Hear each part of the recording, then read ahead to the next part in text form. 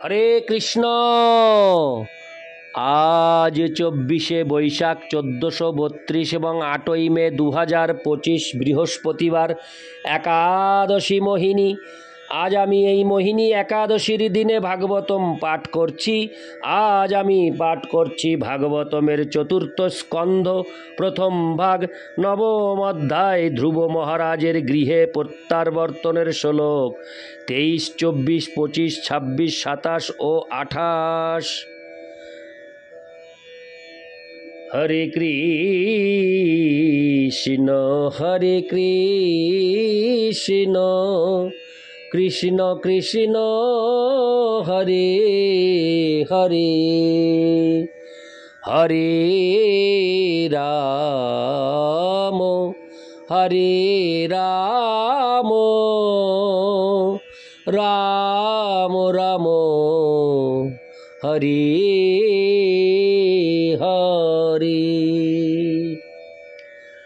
অডিওর শুরুতে আমার সকল ভক্তিমতী মা ও ভক্তবৃন্দের শ্রীচরণে কোটি কোটি দণ্ডবত প্রণাম জানিয়ে আমি একটি আবেদন রাখব। আপনারা যে যেখান থেকে আমার এই ভাগবতম পাঠ শ্রবণ করছেন, এই পাঠ শ্রবণ পরিশেষে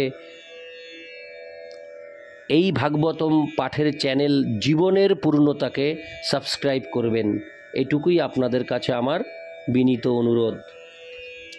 শ্লোক 23। তদ্ভ্রাতর্যুত্তমে নষ্টে মৃগ আংতু তন্মনা অন্বেষন্তি বনং মাতা দাবাগ্নিং সা প্রবেক্ষতি।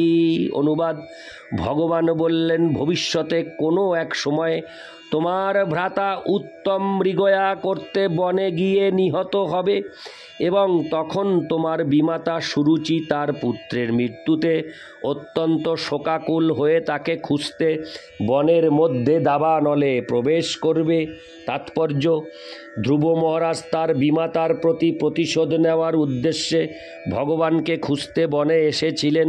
ধ্রুবকে তার বিমাতা অপমান করেছিলেন, যিনি কোনো সাধারণ ব্যক্তি ছিলেন না এবং যিনি ছিলেন একজন মহান বৈষ্ণব। বৈষ্ণবের চরণকমলে অপরাধ, সবচাইতে বড় অপরাধ। ধ্রুব মহারাজকে অপমান করার ফলে সুরুচি তার পুত্রের মৃত্যুতে শোকে পাগলিনীর মতো বনে দাবানলে প্রবেশ করবেন এবং এইভাবে তার জীবন অবসান হবে। ভগবান ধ্রুবকে সেই কথা বিশেষভাবে উল্লেখ করেছিলেন কারণ তিনি তার প্রতি প্রতিশোধ নেওয়ার জন্য বদ্ধপরিকর ছিলেন। এই দৃষ্টান্তটি থেকে আমাদের শিক্ষা লাভ করা উচিত যে আমরা যেন কখনো কোনো বৈষ্ণবকে অপমান না করি। কেবল বৈষ্ণবকেই নয়, অনর্থক কোনো প্রাণীকেই অপমান করা উচিত নয়। সুরুচি যখন ধ্রুব মহারাজকে অপমান করেছিলেন তখন তিনি ছিলেন একজন শিশু। সুরুচি অবশ্য জানতেন না যে ধ্রুব মহারাজ হচ্ছেন একজন মহান বৈষ্ণব, অতএব তিনি অজ্ঞাতসারে অপরাধ করেছিলেন। কেউ যখন অজ্ঞাতসারে বৈষ্ণবের সেবা করেন তখন তিনি সুফল লাভ করেন এবং কেউ যদি অজ্ঞাতসারে বৈষ্ণব অপরাধ করে তখন তাকে তার কুফল ভোগ করতে হয়। বৈষ্ণব ভগবানের বিশেষ কৃপা পাত্র। বৈষ্ণবকে প্রসন্ন অথবা অপ্রসন্ন করলে প্রত্যক্ষভাবে পরমেশ্বর ভগবানের প্রসন্নতা অথবা অপ্রসন্নতা সাধিত হয়। শ্রীল বিশ্বনাথ চক্রবর্তী ঠাকুর তার রচিত গুবর্বষ্টকে গেয়েছেন, যস্য প্রসাদাৎ ভগবৎ প্রসাদ। শুদ্ধ বৈষ্ণব শ্রী গুরুদেবের প্রসন্নতা বিধানের ফলে ভগবান প্রসন্ন হন।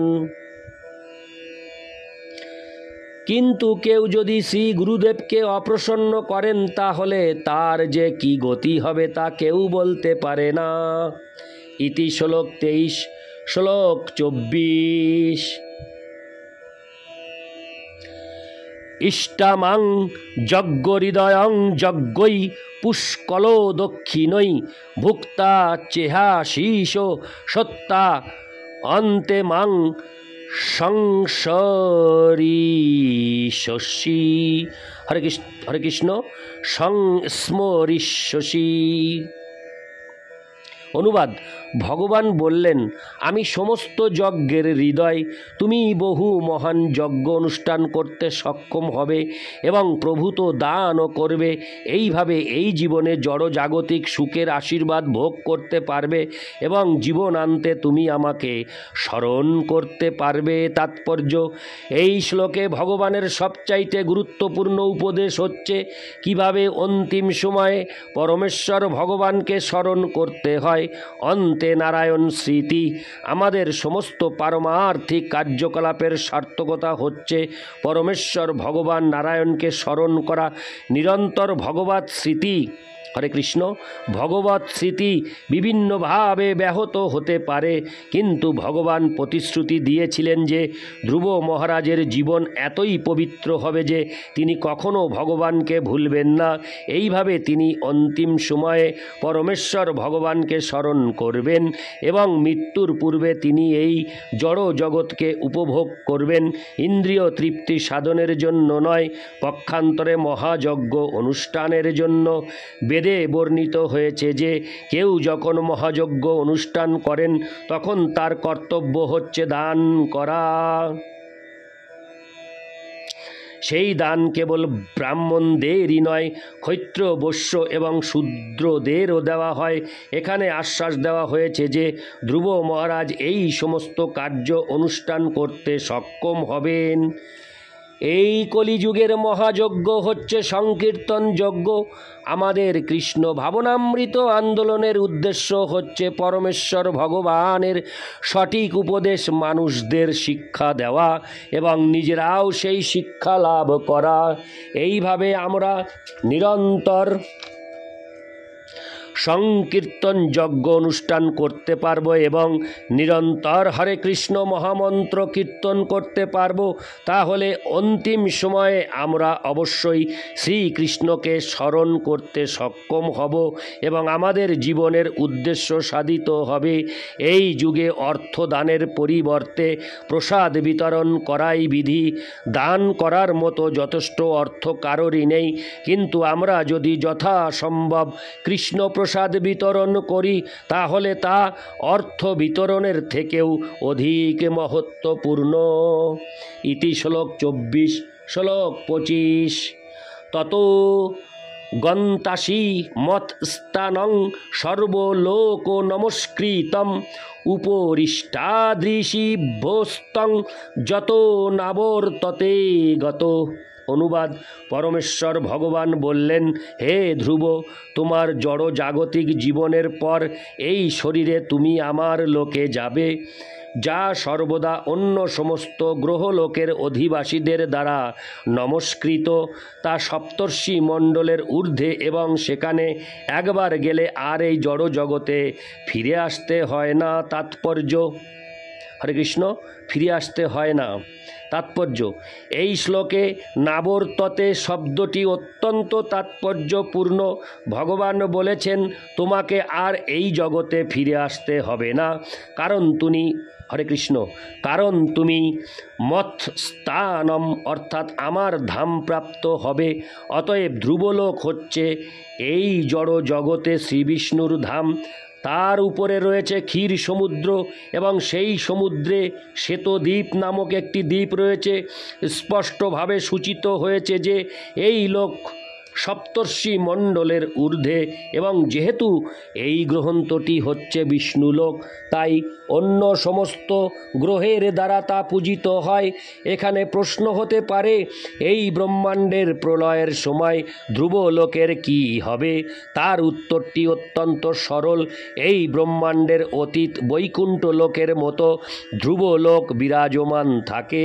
শ্রীল বিশ্বনাথ চক্রবর্তী ঠাকুর এই সম্পর্কে তার টিকায় লিখেছেন যে নাবর্ততে শব্দটি সূচিত করে হরে কৃষ্ণ সূচিত করে যে সেই গ্রহলোক শাশ্বত। ইতি শ্লোক 25। শ্লোক 26। মৈত্রেয় উবাচ ইত্যর্চিত স ভগবানতীদিশাত্তনঃ পদম বালস্য পশ্যত ধাম সমগাদ গরুড় ধ্বজ।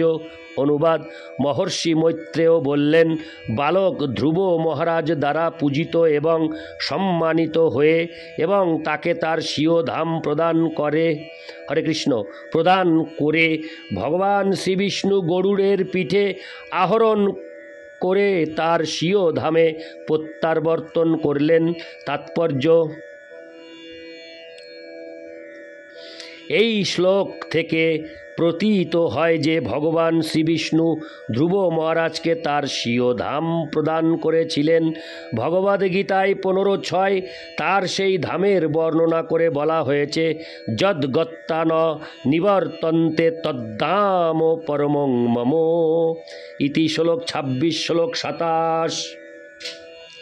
সোহপি সংকল্পজং বিষ্ণু পাদ সেবোপসাদি। হরে কৃষ্ণ। পাদ সেবোপসাদিতম প্রাপ্য সংকল্প নির্বাণং নাতি প্রীত ভোগাৎ পুরম। অনুবাদ: ভগবানের চরণ কমলের উপাসনার দ্বারা ধ্রুব মহারাজ তার ঈপ্সিত ফল লাভ করেছিলেন, কিন্তু তা সত্ত্বেও তিনি প্রসন্ন হননি। এইভাবে তিনি তার গৃহে প্রত্যাবর্তন করেছিলেন। তাৎপর্য: নারদ মুনির উপদেশ অনুসারে ভক্তিপূর্বক ভগবানের শ্রীপাদ পদ্মের আরাধনা করে ধ্রুব মহারাজ তার মনোবাঞ্ছিত ফল লাভ করেছিলেন। তিনি চেয়েছিলেন তার পিতামহ এবং প্রপিতামহের থেকে উচ্চতর কোনো পদ প্রাপ্ত হতে, এবং যদিও ধ্রুব মহারাজ একটি ছোট্ট শিশু ছিলেন বলে তার সেই সংকল্পটি শিশু সুলভ ছিল। হরে কৃষ্ণ। শিশু সুলভ ছিল, তবুও পরমেশ্বর ভগবান এতই কৃপাময় যে তিনি তার সেই বাসনা পূর্ণ করেছিলেন। ধ্রুব মহারাজ এমনই একটি উচ্চ পদ চেয়েছিলেন যা তার পরিবারের কেউ কখনো পূর্বে প্রাপ্ত হননি। তাই ভগবান তাকে সেই লোক প্রদান করেছিলেন যেখানে তিনি স্বয়ং বাস করেন, এবং তার ফলে ধ্রুব মহারাজের মনোবাঞ্ছা পূর্ণ হয়েছিল। কিন্তু তা সত্ত্বেও ধ্রুব মহারাজ যখন তার গৃহে প্রত্যাবর্তন করছিলেন তখন তিনি খুব একটা প্রসন্নতা বোধ করেননি, কারণ শুদ্ধ ভক্তিতে যদিও ভগবানের কাছ থেকে কোনো কিছু চাওয়া উচিত নয়, তবুও তিনি তার শিশু সুলভ স্বভাবের ফলে ভগবানের কাছে কিছু পাওয়ার প্রার্থনা করেছিলেন। ভগবান যদিও তার সেই বাসনা পূর্ণ করেছিলেন, তবুও তিনি প্রসন্নতা অনুভব করেননি। পক্ষান্তরে ভগবানের কাছে কিছু চাওয়ার ফলে এবং সেই চাওয়াটি অনুচিত ছিল বলে তিনি লজ্জাবোধ করেছিলেন। ইতি শ্লোক 27, শ্লোক 28। বিদুরুবাচ সুদর্লভং যৎ পরমং পদং হরের মায়া বিনস্তচরণার্চনার্জিতম লব্ধাপ্য সিদ্ধার্থমি বৈকো জন্মনা কথং সমাত্তানমোন্নতার্থবিদ।